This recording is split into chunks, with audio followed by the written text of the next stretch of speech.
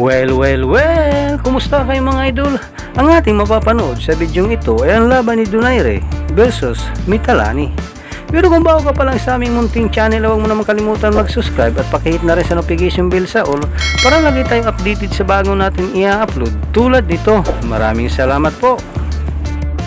Pero bago natin umpisa ng bakbakan ito, ay mag-intro muna tayo mga idol.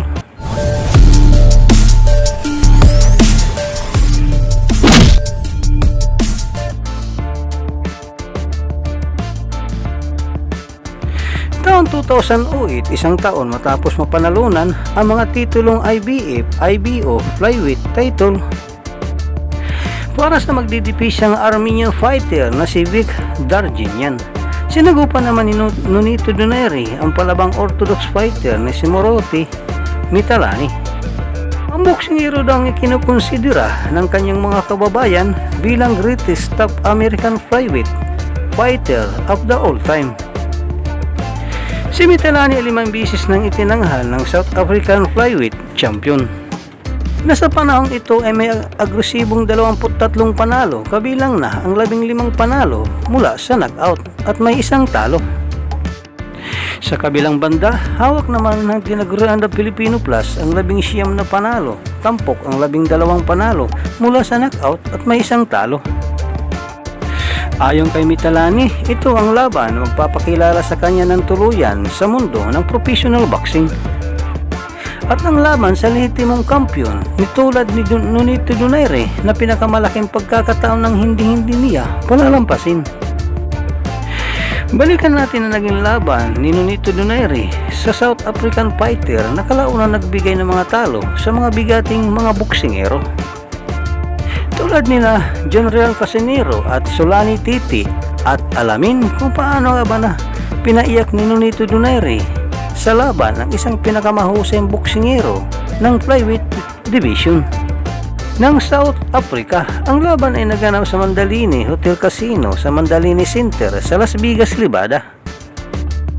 Para sa IBF at IBO World Flyweight title na hawak na magdidipinsang Pinoy, walang iba kundi si Nonito Donaire. Remember guys, I'm fair but I'm firm. Touch them both. IBF Flyweight Championship on the line. That's the man with the belt. That's the guy who wants it. Nonito had hoped to be much more active after he won the title from Vic Darginian. He hasn't fought in quite a while. Now he said his blood was boiling for this fight. Let's see if it's red hot. Ooh, that's bad news for Mitalani. Unang round pa lang ay napakitang gilas na ang Pinoy fighter. Bagamat likas na malaki si Donaire kaysa kay Mitalani, hindi naman nagpakabog ang South African fighter. Pinilit na naghahanap ng pagkakataon para mapuntusan ang Pinoy fighter. Punches. As you can see, he's quite big for this division.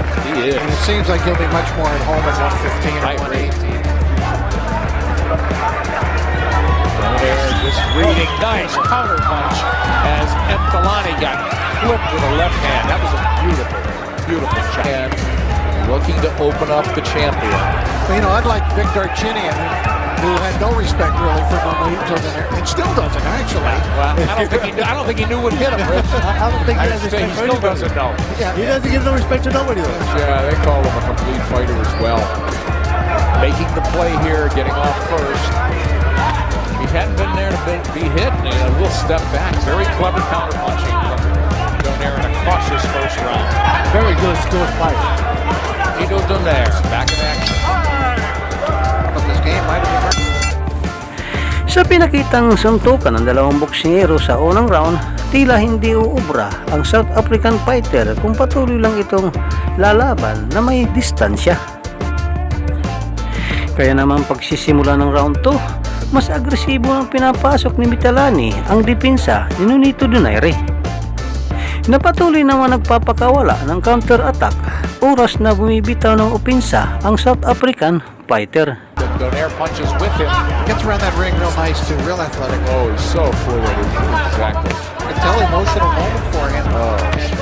He's honored by the Philippines. He's athlete of the year.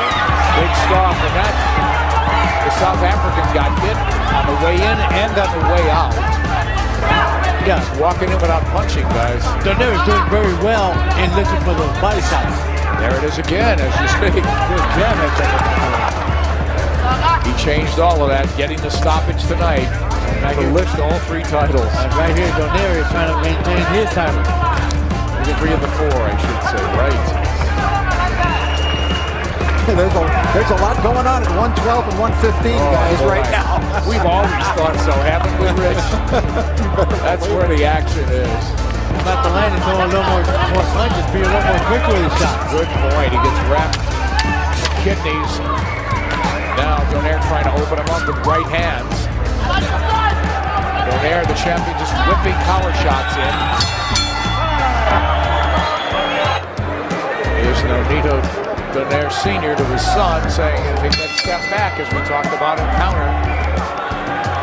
Nonito Donaire is living proof that not every Philippine fighter is trained by Freddie Roach.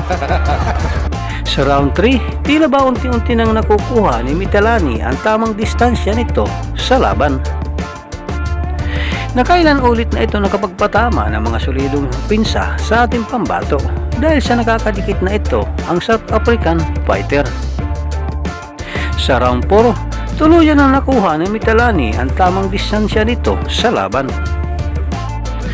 Dito nalalabas ang pagiging kumplitong boksingero ni Nonito Donaire mula sa pagiging orthodox, lilipat ito sa karatido para lamang mapigilan ang solidong atake ng South African fighter. You know what? Let your hands go a little more speed.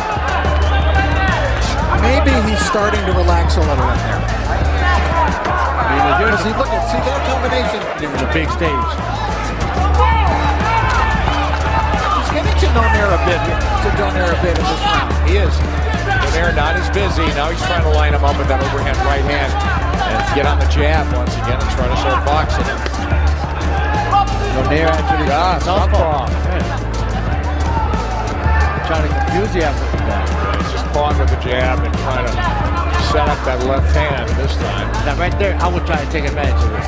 The reason why, because Donaire is not a southpaw. So his power is the right hand. Yeah. Could Donaire, in addition, think that, geez, things aren't going that good in this round? Maybe I'll change up here a little bit. Trying to confuse him. Yeah, he's trying to utilize confusion. But you don't think he feels frustrated if things aren't working for him. All right, closing now. A 4th round and a pretty good one for the South African. Sa round 5, tuloy-tuloy lang si Mitalani sa kanyang atake sa Pinoy fighter. Patuloy din ang kanyang counter-attack si Nonito Donaire. Bagamat sa mga oras na ito ay wala pang mga boksingerong kumukontrol sa kanilang bakbakan, mas angat naman ang mga solidong patama ni Donaire kumpara sa South African fighter na si Mitalani. He's the number 1 contender who actually claimed, he claimed his spot. Yes. Mitalani's been a little bit busier there. Donaire sinks a right hand to the body.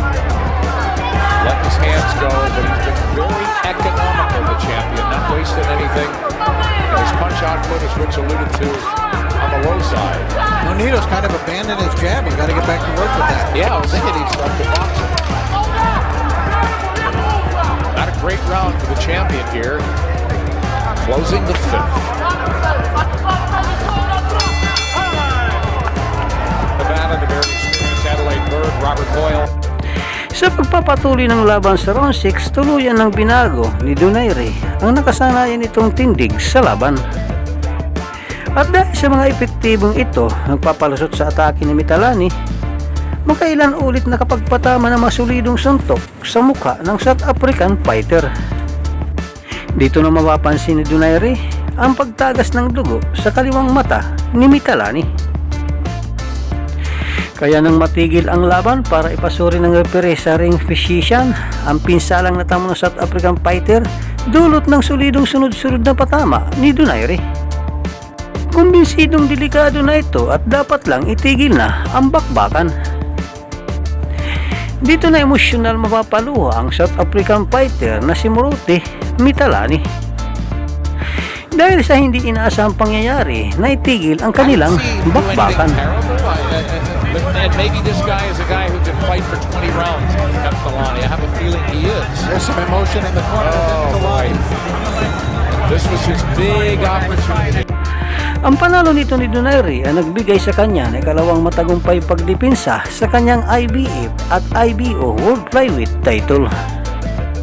Ito rin ang isa sa laban na sumubok sa kakayahan ni Nonito Donaire matapos magkaroon ng pinsala ang kanyang mga kamao sa gitna ng laban. Sa kabilang banda, bigo man sa kanyang pagtatangka sa kampyonato, hindi naman nawala ng pag-asa ang South African fighter na si Mitelani.